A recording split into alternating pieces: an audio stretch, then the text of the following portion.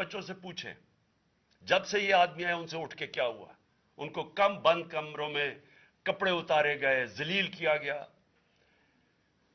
एक मां बाप ने मुझे कॉल की, उन्होंने कहा अभी तक उनका बेटा नॉर्मल नहीं हुआ। उससे ऊपर इतना तशद्दुद किया कि वो अभी तक नॉर्मल नहीं हुआ। और मैं उनको कहा, जिस तरह इसको जावेद को कहा मैंने, सामने आओ। सब डरते हैं, नामालूम अफराद से सब डरते हैं, और कोई किसी किस्म की प्रोटेक्शन किसी को नहीं है, क्योंकि ये कानून के ऊपर है, ये जो मर्जी कर ले, कोई उनको बचाने वाला नहीं है। कोई जावेद जैसे इंसानों को जब ये करते हैं, इसको फिर धमकियां दी गई कि तुमने ये बताना किसी को नहीं है, तुमने, हम ये कर देंगे, हम तुम्हें ये मरवा देंगे। तो ये इस मुल्क की, हमारे पास तो एक ही रास्ता है, और मुझे पता है कि अदलिया के ऊपर पूरा अटैक है, ये माफिया का। ये पॉलिटिशियन नहीं है, ये माफिया है जो टेपे बनाता है जजेस की, जो हर किस्म की ब्लैकमेल करता है। इंटीरियर मिनिस्टर टेप चला रहा है किसी की, ये बिल्कुल गैर कानूनी चीज है। वो जज की टेप चला रहा है, वो उसकी मरियम वो टेप चला रही है किसी अरशद मलिक जज की, कभी साकिब निसार की टेप चल रही है। ये किसी मुहज़्ज़ब माशरे में ये चीजें नहीं होती। ये कंट्रोल के लिए, अदलिया को कंट्रोल के लिए सिर्फ ये सारे हरबे इस्तेमाल किए जा रहे हैं। मैं आज इस प्लेटफॉर्म से अपने चीफ जस्टिस और अपनी हायर जुडिशरी को, उम्मीद तो सिर्फ आपसे रह गई है। इस वक्त जो जिस तरह का जुल्म किया जा रहा है, ये नामालूम अफराद जो कर रहे हैं इस मुल्क के साथ, और खास तौर पे जो डर्टी हैरिया है, मेरी सारी, इन्होंने, ये कैसे हो सकता है कि मेरी जो सारी जेआईटी की रिपोर्ट थी, जो उन्होंने फोरेंसिक एविडेंस जमा की हुई थी, वो सारी खत्म कर दी है। मेरी रिक्वेस्ट है चीफ जस्टिस साहब, ये जावेद अली की, इसके ऊपर सोट मोटो एक्शन लें, पता चलाएं कि ये कौन लोग हैं। और ऊपर से उसने नामालूम अफराद ने इसने सुना कहते हुए कि पुलिस के ऊपर सारा इल्जाम लगाना, पुलिस को पंचिंग बैग बनाना, और कुछ ना कहना, नहीं तो हम तुम्हें ये कर देंगे, मार देंगे। देखिए जी, वक्त आ गया है।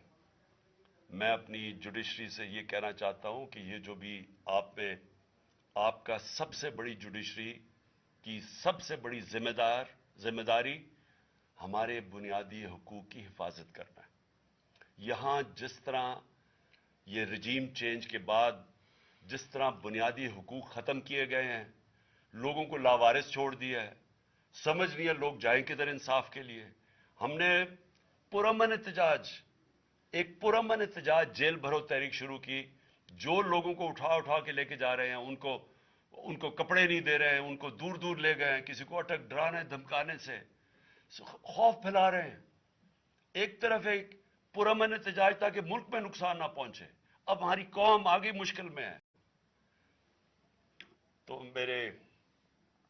मैं सिर्फ चीफ जस्टिस साहब और आप अपने सुप्रीम कोर्ट से आज खास दरखास्त करता हूं कि ये जावेद अली की कहानी सुने, पूछें कौन जिम्मेदार है, कहीं तो लाइन ड्रॉ करें कि अब तो उनको खौफ तो हो कि कोई खड़ा है उनके लिए, अवाम के लिए, अवाम के साथ खड़ा है। कोई तो एक्शन लें ताकि अवाम को कोई हौसला हो कि हमारी अदलिया हमें बचाएगी। कौन बचाएगा जावेद? सोचें कि बीवी बच्चों को साथ वाले कमरे में जाके कहते हैं उसको नंगा करके उसको हम तो उसकी तस्वीरें बनाएंगे। ये कौन से माशरे में होता है?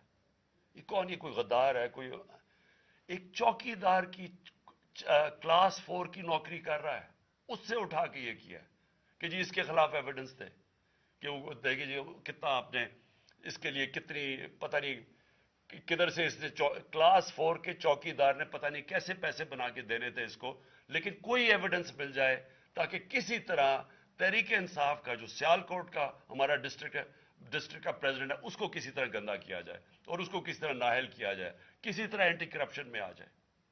और ये है पंजाब की जो इन्होंने केयर टेकर गवर्नमेंट, ये जो एक बददियानतदार एक मैं इसका नाम मुझे समझ नहीं आता कि ऐसा घटिया चीफ इलेक्शन कमिश्नर इस मुल्क की तारीख में नहीं आया, कि शर्म नहीं आई कि न्यूट्रल केयर टेकर ये हरकतें करता है।